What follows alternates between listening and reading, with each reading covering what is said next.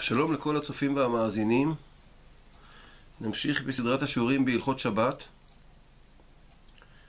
שאלה מעניינת וחשובה,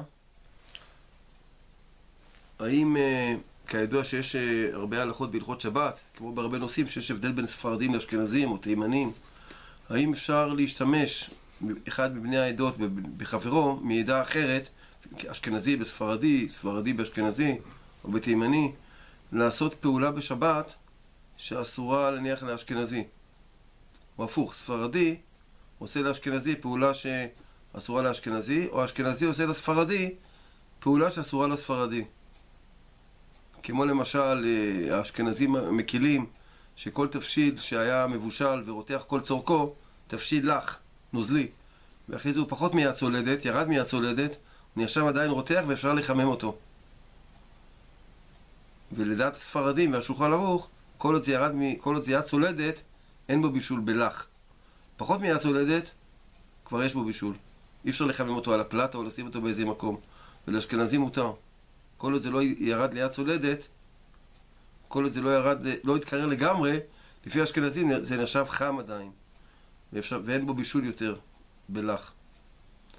אז האם אשכנזי יכול לקחת מרק למשל, שיתקרר ולא יתקרר לגמרי עדיין, הוא חם קצת, ולשים אותו על הפלטה לחמם לספרדי, שלספרדי זה אסור, כי אין בו יד צולדת. או משהו אחר. כידוע, הרבה תימנים מקילים, כשיטת הרמב"ם ועוד ראשונים, לחמם מרק קר לגמרי, או רטבים, כשיש הרבה רוטב, על הפלטה. כל שהתבשל מקודם, לפני שבת. והתקרר לגמרי, דבר נוזלי שהתקרר לגמרי, מחלוקת ידועה בראשונים, האם יש בישול אחר בישול בלח. תימנים נוהגים לחמם מרק קר, או דברים עם הרבה רוטב, שהרוב רוטב, על הפלטה כשיטת הרמב"ם, שאין בישול אחר בישול בלח, שהתבשל ורתח, והתקרר לגמרי. האם אפשר לומר לתימני לחמם מרק על הפלטה? אשכנזי או ספרדי, האם הוא יוכל לומר לתימני, אתה נראה כשיטת הרמב"ם, תחמם לנו בבקשה את המרק הקר על הפלטה. אז השולחן ערוך כתב, יש פה לכאורה שני פסקים שסותרים, אולי חולקים זה על זה, אבל ננסה ליישב את זה ולענות גם התשובה על השאלה ששאלנו עכשיו. מצד אחד מרן פסק בסימן רס"ג בהלכות שבת, סעיף י"ז, פסק ידוע, מקובל להלכה.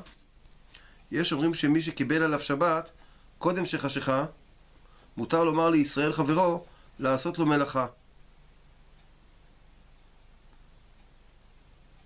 זאת אומרת שיש כאלה שמקבלים שבת לפני הזמן, נניח שעה לפני שבת, מפלג המנחה אפשר לקבל שבת.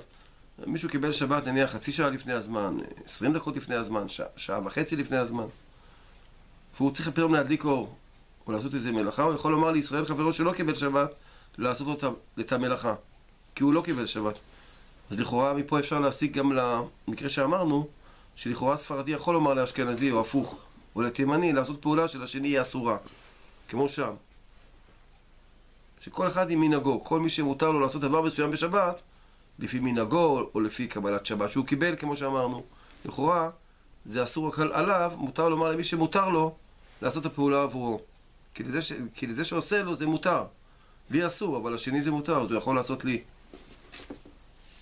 במצד שני ראינו מופיע בהלכות יום הכיפורים למשל, בסימן תרכ"ד בסופו, היה פעם מנהג או מי שנדר להתענות פעמיים ביום כיפור, מוסיף כמו בימים טובים של גלויות עוד יום כיפור בחוץ לארץ, מספק.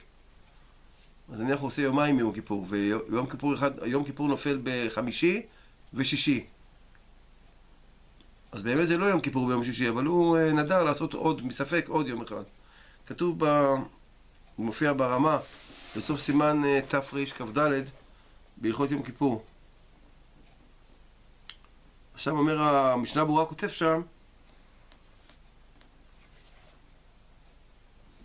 בסעיף קטן ט"ז, שהאדם שעם יום כיפורים חל ביום שישי, אסור לאחרים לבשל עבורו לכבוד שבת, כיוון שלא זה יום כיפור, הוא הוסיף עוד יום אחד, מבחינתו מספק הוא הוסיף עוד יום. אז ביום שישי אסור לבשל לאחרים שמבחינתם זה כבר לא יום כיפור, להכין לו לכבוד שבת. הוא עכשיו תקוע, צריך להכין לכבוד שבת, אסור לבשל. למה? כי בשבילו זה יום כיפור. מפה רואים משמע לא מתירים למישהו שאסור לו.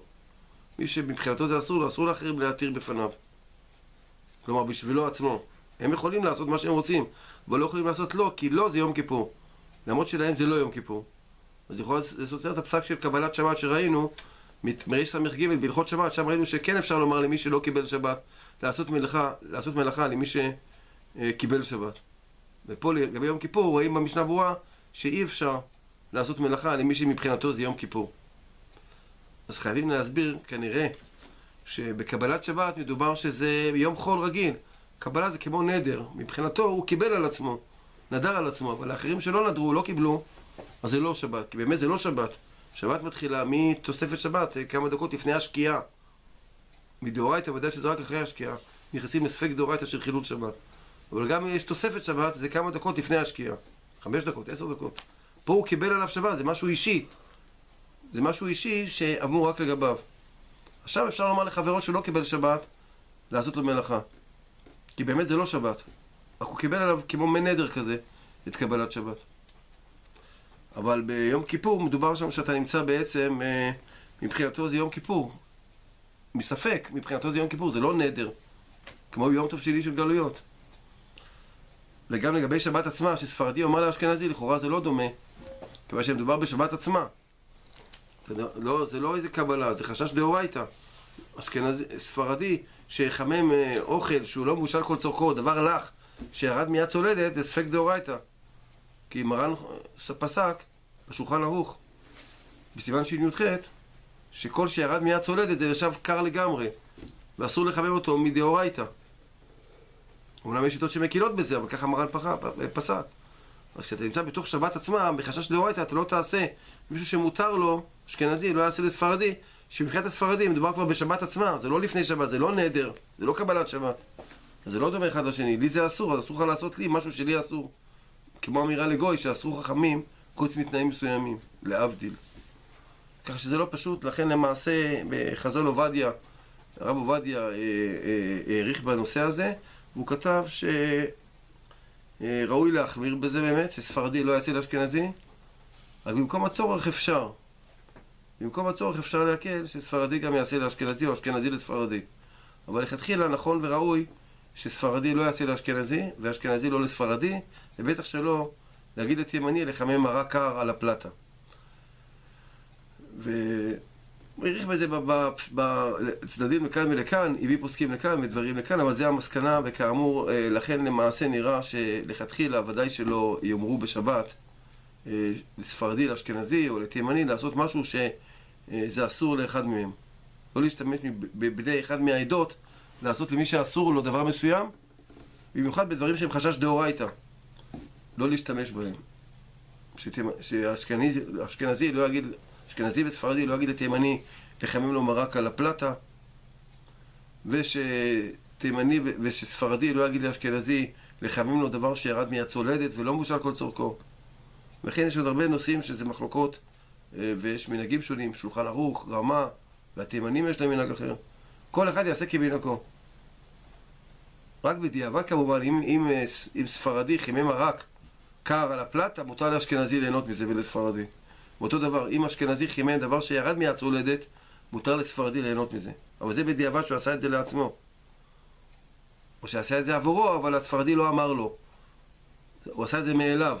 אבל להגיד מראש, שספרדי יגיד לאשכנזי לחמם לו מרק שירד מהצולדת, או להגיד לתימני שיחמם להם מרק קר, זה יש לאסור. אלא אם כן זה צורך, או צורך גדול, אז יעשה את זה. אבל באופן כללי לא להשתמש, כל אחד יעשה כמנהגו, לפי עדתו, ולא להשתמש אחד בשני.